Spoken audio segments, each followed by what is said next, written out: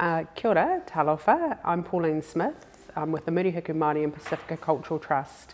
We started Polyfest in 2009, so one of my colleagues where I work at the university had this idea that we should do a Polyfest. He'd visited Dunedin and seen them, and so a leader went out and we got lots and lots of support. People were really interested, so we started with a one-day Polyfest. Fast forward to 2018 and we now have a 5-day Polyfest with an evening performance as well.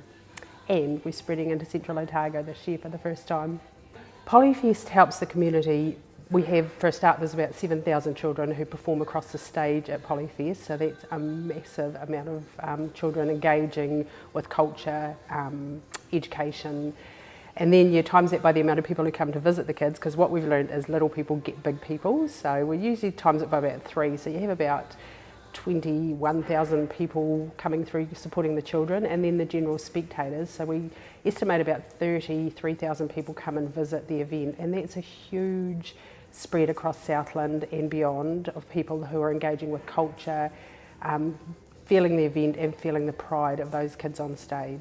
I think the event Polyfest has really broadened people's understanding of culture.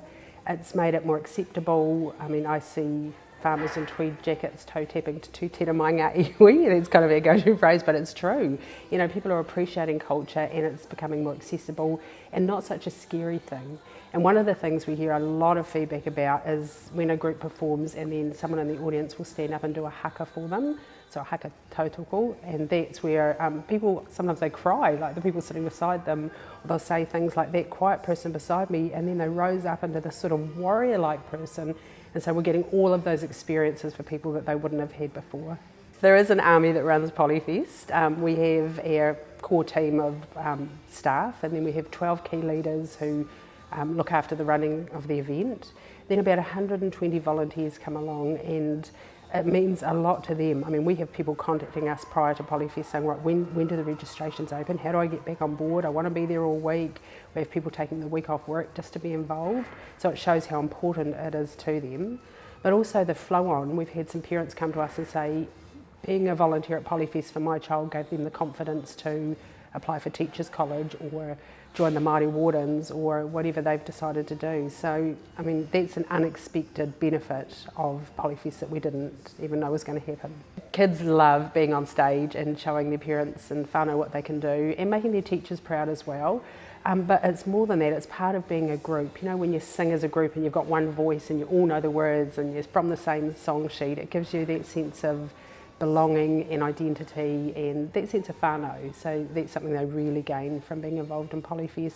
And I think one of the lovely things is to see kids that were involved in 2009 when we started. Now they're right out the other end in year 13 and they're giving back to other kids and other schools and centres and going to old people's homes and, you know, performing and all of those things that tie the community together. Community Trust of Southland have always made us feel really supported.